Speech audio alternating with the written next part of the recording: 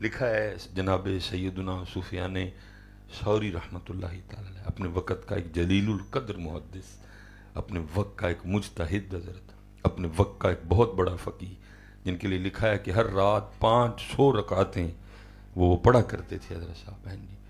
بہت بڑے صوفی تھے، عابد تھے، زاہد تھے، اور اتنا بڑا قد کاٹ تھا کہ جناب سیدنا امام جعفر صادق رضی اللہ تعالیٰ عنہ کی زیارت کے لیے گئے تو لکھا ہے اس وقت امام صاحب نے کو بڑا قیمتی جبہ پہن رکھا تھا، اتنا قد کاٹ تھا کہ امام جعفر صادق رضی اللہ تعالیٰ عنہ سے عرض کرنے لگے، امام صاحب یہ جو جبہ آپ نے پہن رکھا ہے یہ خاندان نبوت کا لباس نہیں ہے۔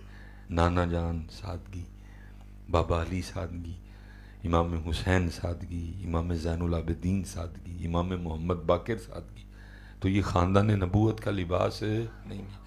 تو قربان جاؤں جی امام جعفر صادق رضی اللہ تعالیٰ عنہ کے اخلاص پہ بھی وہ لکھا ہے، آپ نے جبے کے بٹن کھول کے دکھائے تو آپ نے نیچے بوری کا لباس پہن رکھا تھا، جو کہ کبھی صوفیوں کا فیورٹ لباس رہا ہے۔ تو آپ نے آگے سے فرمایا، سفیان یہ جبہ میں نے لوگوں کے لیے پہنا ہے اس لیے اوپر پہنا ہے، بوری اپنے رب کے لیے باندھی ہے اس لیے نیچے باندھی ہے۔ اتنا قد کاٹ تھا سفیان ثوری رحمۃ اللہ۔ اور سور کہتے ہیں بیل کو، سور کہتے ہیں ٹگے کو، جی۔ سفیان ثوری، سفیان ٹگے والا، سفیان بیل والا، جی۔ تو سفیان ثوری کیسے بنے؟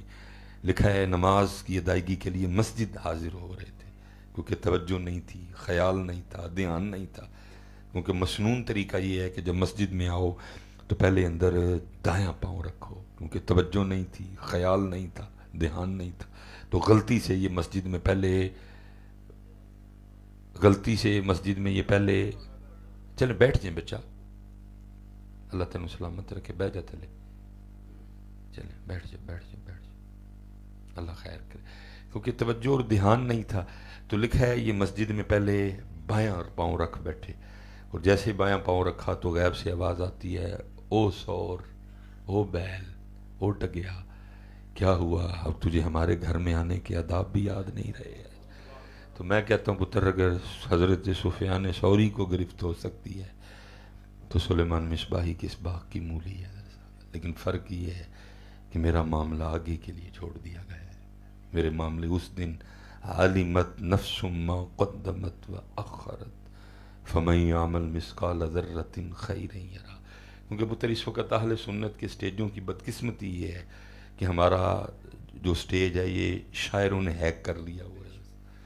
ہمارا اہل سنت کے جو سٹیج ہیں یہ اس وقت شاعروں کے قبضے میں ہے، اور پھر ان کا جو دل کر رہا ہے وہ کر رہے ہیں۔ جیسا یہ ساری سوچیں آپ سے چھین لی گئیں، خاتمہ بالخیر، قبر کے اندھیرے، قبر کا عذاب، قبر کے بچھو، قبر کی سختیاں، یہ سب کچھ چھین لیا گیا آپ سے۔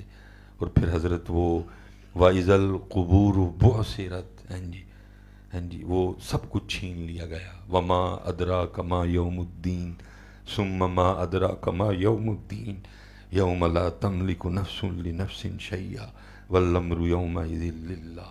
قرآن کی جگہ شاعروں نے لے لی حضرت، اور شاعر اب آپ کو کیا سناتے پھر رہے ہیں؟ مینو روز حشر دا ڈرنا۔